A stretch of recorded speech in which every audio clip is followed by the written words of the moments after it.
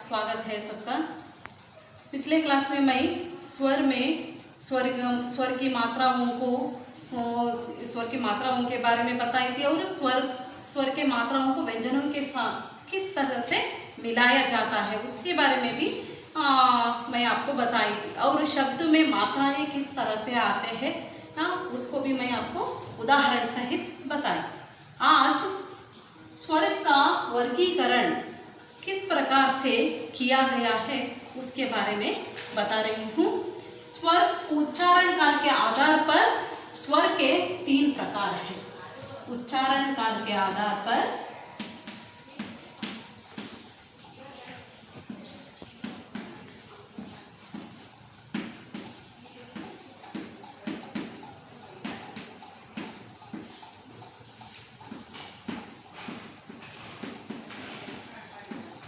स्वर के 3 प्रकार हैं।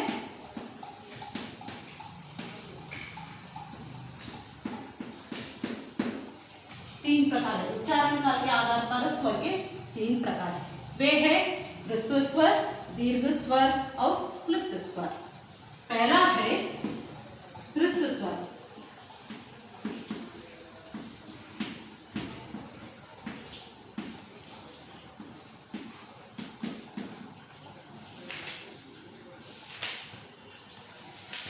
ह्रस्व स्वर यानी क्या है? जिन वर्णों के उच्चारण में कम समय लगता है उसे हम कहते हैं ह्रस्व स्वर। यानी अ, ई, उ, रू, इन 4 वर्णों को हम ह्रस्व स्वर कहते हैं, जिनका उच्चारण में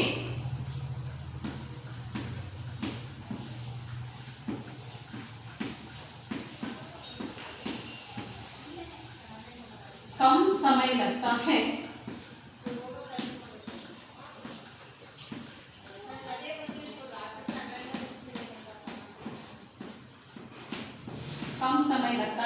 उन्हें हम कहते हैं ह्रस्व स्वर। जैसे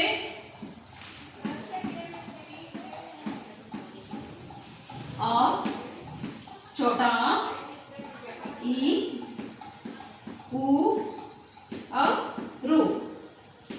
इन अक्षरों के उच्चारण में हमें अधिक समय नहीं लगता, कम समय लगता है, इसलिए इन वर्णों को हम कहते हैं ह्रस्व स्वर।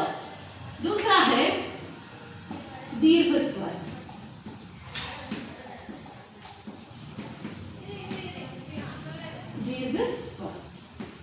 दीर्घ स्वर यानी क्या है? जिनका उच्चारण में दीर्घ स्वर यानी क्या है? जिनका उच्चारण में ह्रस्व स्वर से 2 गुना समय हमें लगता है तो उसे हम कहते हैं दीर्घ स्वर। जिनका उच्चारण में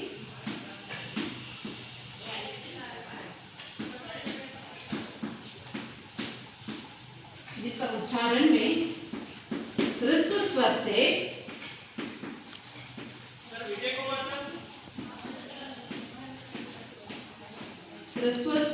2 गुना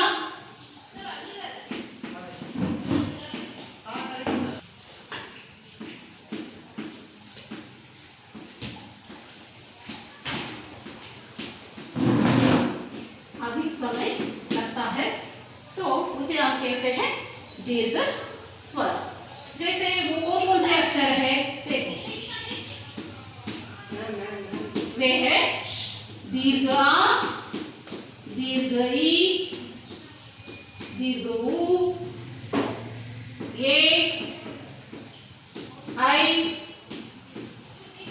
वो और आओ।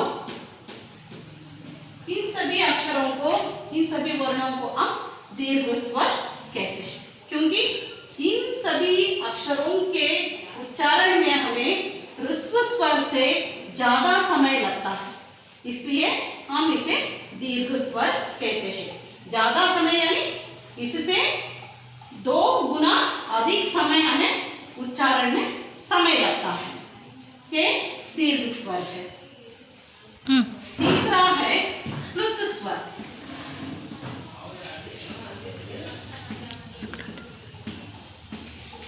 क्लुप्त स्वर यानी क्या है? जिनका उच्चारण में हमें ह्रस्व स्वर से 3 गुना अधिक समय लगता है तो उसे हम कहते हैं प्लुत स्वर। जिनका उच्चारण में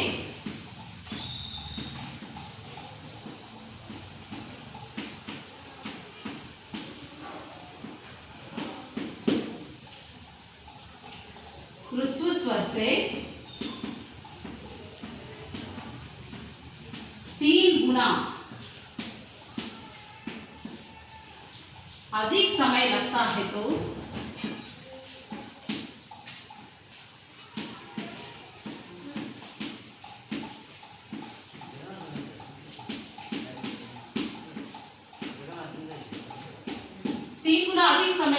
तो उसे हम कहते हैं प्लुत स्वर। उदाहरण के लिए जैसे यानी इसे ज्यादातर हम किसी को पुकारते समय किसी को पुकारते समय उपयोग करते हैं और किसी को गाते समय या रोते समय भी प्लुत स्वर का उपयोग होता है।